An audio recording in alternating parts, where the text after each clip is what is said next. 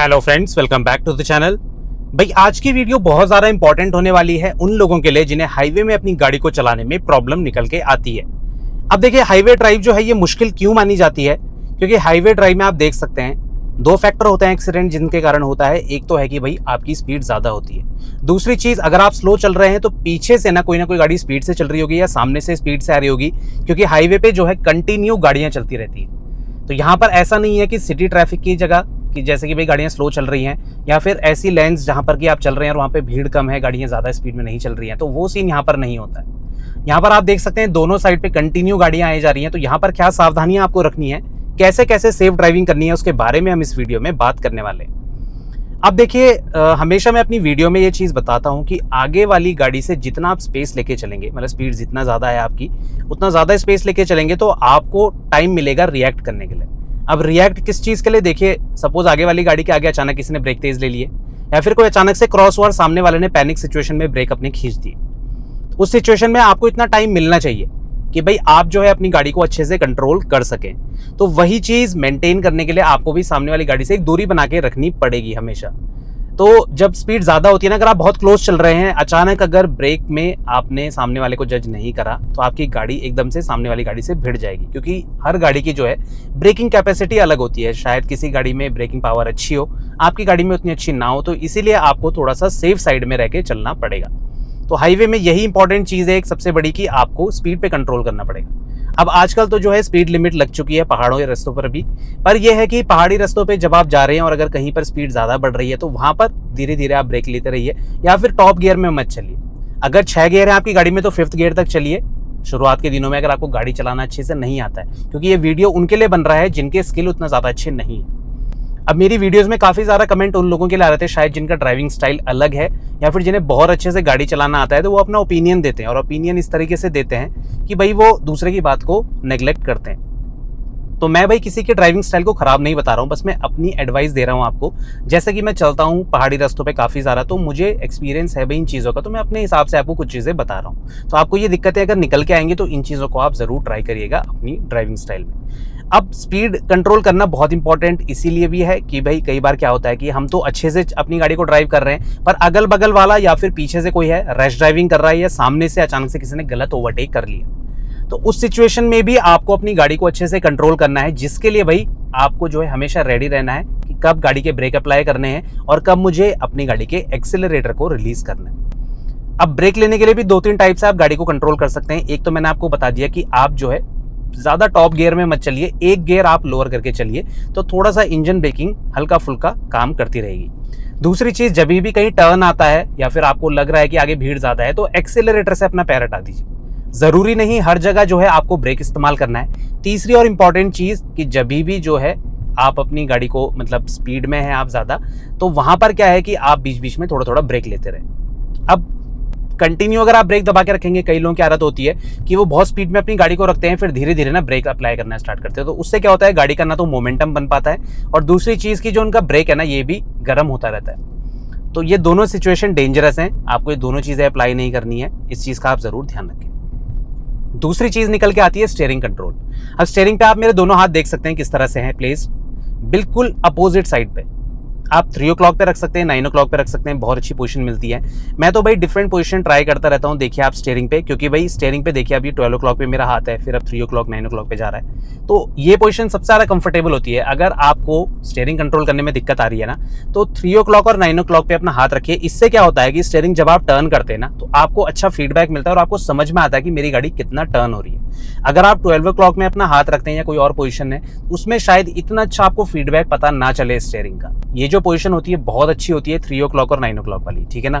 तो अपना जो राइट हैंड है ये आपको रखना है 3 o'clock पे, और जो लेफ्ट हैंड है इसको रखना है आपको 9 o'clock में। जैसे घड़ी का डायल होता है ना, तो वहां पर जो 3 o'clock और 9 o'clock होता है उस पोजीशन में आपको स्टीयरिंग पे अपना हाथ रखना है। तो दोनों हाथ जब आप स्टीयरिंग व्हील पे रखेंगे, स्पेशली टर्निंग पे अगर कहीं पर ऐसा हो रहा है कि आपके हाथ क्रॉस हो रहे हैं, तो वहां पर क्रॉस मत होने दीजिए, एक हाथ को रिमूव कर दीजिए। मतलब अगर आप लेफ्ट साइड पे मुड़ रहे हैं तो वहां पर जैसे ही आपके हाथ क्रॉस होने वाले तो लेफ्ट हैंड को आपको हटा देना है, ठीक है ना। और वही चीज़ आपको राइट साइड के लिए करनी है। राइट साइड पे टर्न अगर बढ़ा है और वहां पर हाथ क्रॉस हो रहे हैं तो राइट साइड के हाथ को हटा दीजिए, और जब टर्न कंप्लीट हो जाए तो वापस से स्टीयरिंग पे आप हाथ को रख सकते हैं। तो ये कुछ तरीके हैं स्टीयरिंग को कंट्रोल करने के लिए।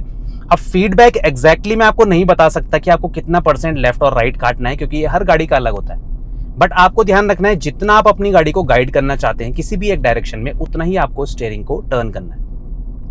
आप सामने देख सकते हैं लोग ओवरटेक करे जा रहे हैं, पर मेरी स्पीड जो है वो ना ज्यादा है ना कम है, तो भाई स्पीड को मेंटेन करके चलें। बहुत ज्यादा हड़बड़ी में अगर आप गाड़ी चलाएंगे तो दिक्कत आ सकती है। अब भीड़ बढ़ने लगी है, यहां पर हम बात कर लेते हैं तीसरी चीज की जो आपको हाईवे पे सेफ रखेगी, जो कि है भाई क्लच कंट्रोल।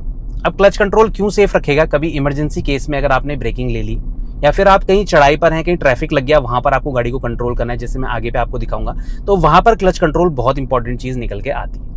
तो क्लच के साथ भी आपको रेडी रहना है। कहीं पर आप तेज ब्रेक लेते हैं या अचानक से ट्रैफिक स्लो हो गया, सबसे पहले हाई स्पीड से लो स्पीड में आने के लिए आपको ब्रेक का इस्तेमाल करना है। ब्रेक यूज करिए, गाड़ी की स्पीड को कम लाइए, और उसके बाद लास्ट मोमेंट में आप क्लच दबा के या तो डाउन शिफ्ट कर सकते हैं, या अगर स्पीड बहुत ज्यादा नहीं टूट रही है तो आप सेम गियर में भी कंटिन्यू कर सकते हैं। तो ये दोनों तरीके आप अप्लाई कर सकते हैं। क्लच कंट्रोल बहुत ज्यादा इंपॉर्टेंट चीज होती है, चाहे आप स्लो स्पीड में चल रहे हैं चाहे हाई स्पीड में चल रहे हैं, इस चीज का आपको ध्यान रखना है। एक और गलती लोग करते हैं जब गाड़ी चलाना सीख रहे हैं कि हाईवे में जब निकलते हैं ना, तो वो थोड़ा सा सेंटर पे चलते हैं। अब देखिए ऐसी रोड है, जैसे अभी आप देख सकते हैं इसमें डिवाइडर नहीं है, ये डबल लाइन रोड है। आप इसमें देख सकते हैं कि सामने वाली गाड़ी भी कई बार आपकी तरफ आ सकती है, तो ऐसा कोई डिवाइडर नहीं है बीच में जिससे कि भाई आप अपनी साइड सेफ होके चले।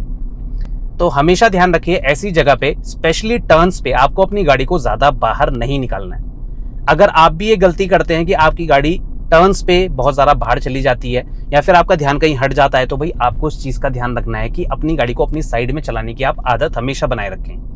क्योंकि जब हम अपनी साइड पे चलते हैं ना, चाहे खाली रोड है या फिर रोड पे भीड़ है, तो हमारी वो हैबिट बन जाती है, फिर हम हमेशा अलर्ट होकर चलते हैं अपनी साइड पे। अब सामने आप गाड़ी देख सकते हैं, ये गाड़ी जो है अपनी साइड पे चल रही है, टर्न्स पे भी इसने अपनी साइड पे रखा है। ये अच्छा मेथड है।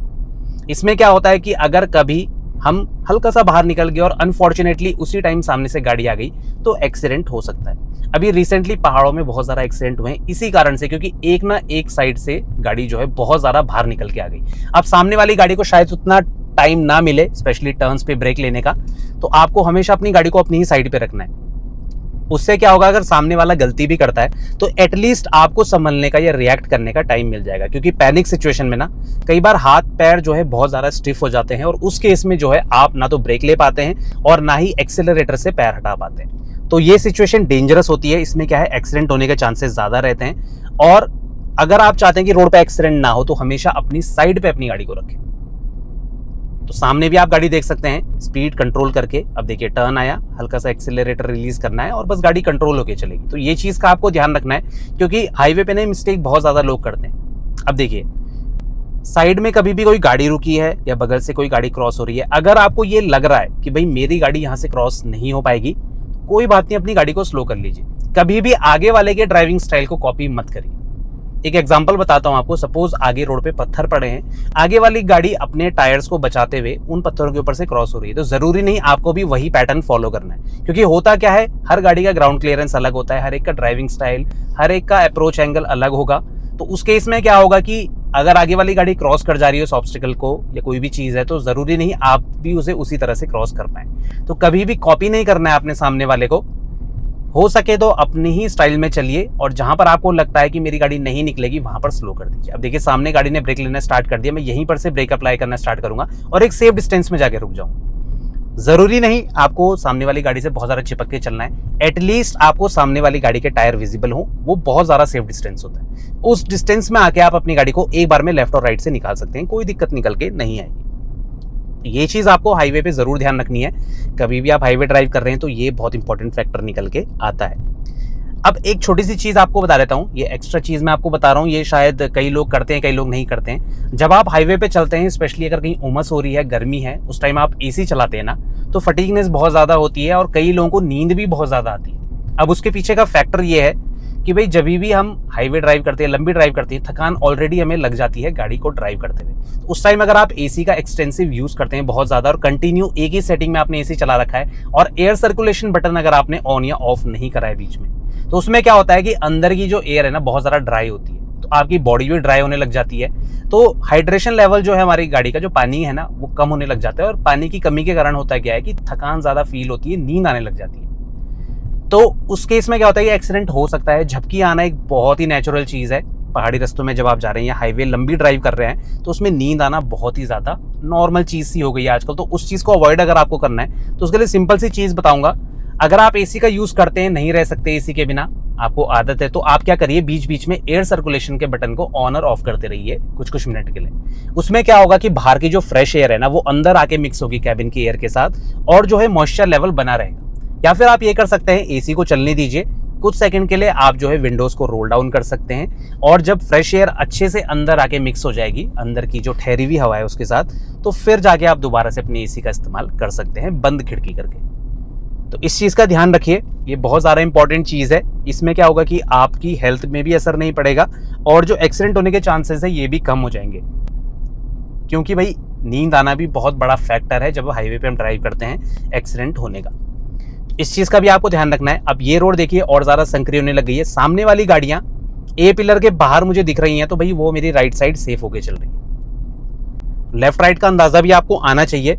जहां पर भी गाड़ियां नजदीक आती जा रही हैं, आपको लग रहा है कि मेरी गाड़ी टच हो सकती है, आप गाड़ी को स्लो कर लीजिए, थोड़ा सा लेफ्ट की तरफ दबा दीजिए। इससे क्या होगा कि आपकी गाड़ी भी क्रॉस हो जाएगी, बगल वाला भी क्रॉस हो जाएगा, क्योंकि बगल वाला अगर स्पीड से आ रहा है तो कई बार क्या होता है कि उसके स्किल अच्छे होते हैं, हो सकता है कि उसे दिख रहा है कि भाई मैं क्रॉस हो जाऊंगा, पर आपको घबराहट हो रही है। तो ऐसा ना हो कि आपने घबरा के अपनी जो गाड़ी है उसको उसी की तरफ कर दी या बिल्कुल सेंटर में रोक दिया। रोकना भी है तो हल्का हल्का लेफ्ट की तरफ आप अपने स्पेस को यूटिलाइज करिए और वहां पर अपनी गाड़ी को रोकिए। उससे क्या रहेगा, आसानी रहेगी और जो है आप सेफ रहेंगे। ये चीज़ भी बहुत इंपॉर्टेंट फैक्टर निकल के आता है। और एक मिस्टेक आपको नहीं करनी है, स्टीयरिंग को कई बार ना हाईवे ड्राइव में हम बहुत ज़्यादा हार्ड पकड़ते हैं, तो स्टीयरिंग में जो आपकी ग्रिप है ना, ये ना ज़्यादा टाइट होनी चाहिए ना ज़्यादा लूज होनी चाहिए। अब ज़्यादा अगर लूज होगी तो होता क्या है, लंबी ड्राइव में स्वेटिंग होती है हाथों में और स्टीयरिंग फिसलने लग जाता है। दूसरी चीज़, अगर स्टीयरिंग को आप बहुत ज़्यादा हार्ड पकड़ेंगे तो टर्निंग में ना वो स्टिफनेस अगेंस्ट चली जाती है गाड़ी को टर्न करने के। तो हमेशा अपने हाथों की ग्रिप इतनी रखनी है कि स्टीयरिंग फिसले ना, और इतना टाइट नहीं पकड़ना है कि स्टीयरिंग मोड़ते हुए आपके हाथ बिल्कुल लॉक हो जाए। तो इस चीज़ का ध्यान ज़रूर रखिए। और ड्राइव करते हुए स्पीड कंट्रोल बहुत ज़्यादा इंपॉर्टेंट चीज़ है, मैं आपको कई बार बता चुका हूँ, क्योंकि कई बार जो है मेरे साथ भी बहुत सारे एक्सीडेंट अवॉइड हुए हैं स्पीड को जब मैं स्लो करके चल रहा था। क्योंकि कई बार क्या होता है, सामने वाले की गलती हो, आप किसी को फिर बाद में ब्लेम नहीं कर सकते। एक बार अगर एक्सीडेंट हो गया तो फिर भाई एक दूसरे पे ब्लेम करके कोई फायदा नहीं। उससे अच्छा ये है कि जितना हो सके आप एक्सीडेंट को अवॉइड करिए। ये बहुत इंपॉर्टेंट चीज़ है। इस चीज़ को कई लोग नेग्लेक्ट कर देते हैं और अपनी गाड़ी को स्पीड में चलाते हैं, चाहे उनके स्किल अच्छे हैं चाहे नहीं है। अगर आप सीख रहे हैं तो जितना स्लो चलेंगे स्टार्टिंग के दिनों में, उतना अच्छा आपको गाड़ी को समझने में मिलेगा और भाई उतना आप सेफ होके चल पाएंगे। अब यहाँ पर आप देख सकते हैं गाड़ियाँ कुछ कुछ जो है थोड़ा सा मेरी साइड आ रही हैं, बट फिर भी मैं लेफ्ट साइड का स्पेस यूज़ कर रहा हूँ। बहुत ज़्यादा कोने में आप मत चिपक के चलिए। रोड पे यही होता है कि अगर आप बहुत ज़्यादा कोने में चल रहे हैं ना तो सामने वाला और आपकी साइड आएगा। एटलीस्ट अपने पास 2 फीट का स्पेस तो कम से कम आप रखिए, ताकि आप इमरजेंसी में अपनी गाड़ी को थोड़ा सा लेफ्ट की तरफ दबा सकें। तो ये बहुत इंपॉर्टेंट चीज़ है। इस चीज़ को कई लोग जो है नेग्लेक्ट कर देते हैं, इग्नोर कर देते हैं। तो ये चीज़ आपको हमेशा ध्यान रखनी है जब भी आप अपनी गाड़ी को ड्राइव कर रहे हैं। अब देखिए टर्निंग आ रही है यहाँ पे, तो टर्निंग में अपनी गाड़ी को मैं अपनी साइड पे रख रहा हूँ। ये देखिए थोड़ा सा गाड़ी बाहर पे आई, पर मैंने अपनी गाड़ी को अपनी साइड रखा, इसलिए दिक्कत निकल के नहीं आई। ये एक्सीडेंट देख सकते हैं कहाँ से कहाँ जाके गाड़ी टच हुई। तो लोग जो है जिन्हें नहीं आइडिया, वो क्या करते हैं, ओवरटेक भी टर्न्स पे करते हैं, जो कि आपको कभी नहीं करना है। देखिए अगर सामने वाली गाड़ी रोड पे है, आप उसके बिल्कुल बगल से ओवरटेक कर रहे हैं, सामने चेक कर लीजिए कि कोई एकदम से गाड़ी तो नहीं आ रही है, वरना वेट कर लीजिए। हो सकता है कि आप तो निकल जाएं पर सामने वाले के स्किल उतने अच्छे ना हो और वो आपसे टच हो जाए, क्योंकि आपसे नीचे भी कईयों के स्किल होंगे। ऐसा नहीं है कि आप ही रोड पे सीख रहे हैं। कई लोग हैं जिन्हें गाड़ी चलाना अच्छे से नहीं आता है और वही लोग जो है एक्सीडेंट का शिकार होते हैं। तो इस चीज़ का हमेशा ध्यान रखिए, हाईवे पे टर्न्स पे कभी भी ओवरटेक नहीं करना है। जब तक आपको पूरी विजिबिलिटी ना हो कि आगे दूर तक गाड़ी दिख रही है कि है नहीं कोई गाड़ी, तब तक आपको ओवरटेक नहीं करना है। अब यहाँ पर देखिए काफ़ी सारा ट्रैफिक लगने वाला है। इसके ऊपर मैं एक सेपरेट वीडियो बनाऊंगा कि ट्रैफिक में क्लच कंट्रोल आपको किस तरह से करना है, या फिर आपको किस सिचुएशन में कैसे आपको ड्राइव करना है। तो उसके बारे में किसी और वीडियो में बात करेंगे, वरना वीडियो बहुत ज़्यादा लंबा हो जाएगा। पर यही चीज़ें जो आपको हाईवे में हाई स्पीड पे ध्यान रखनी है, जिससे कि आप एक्सीडेंट को अवॉइड कर सकते हैं। तो बस इसी तरह से आपको ड्राइव करते रहना है, सेफ रहेंगे और मैक्सिमम केसेस में आप एक्सीडेंट को पूरी तरह से अवॉइड कर सकेंगे। तो आई होप आपको ये वीडियो अच्छा लगा होगा, इन्फॉर्मेटिव लगा होगा। फिर भी कोई डाउट रहता है आपके मन में इस वीडियो से रिलेटेड, या कोई और भी डाउट है, आप कमेंट सेक्शन में हमसे पूछ सकते हैं। मिलते हैं इसी नेक्स्ट इन्फॉर्मेटिव वीडियो के साथ, तब तक बने रहें चैनल के साथ, Shridesh vlogs. Thank you so much for watching.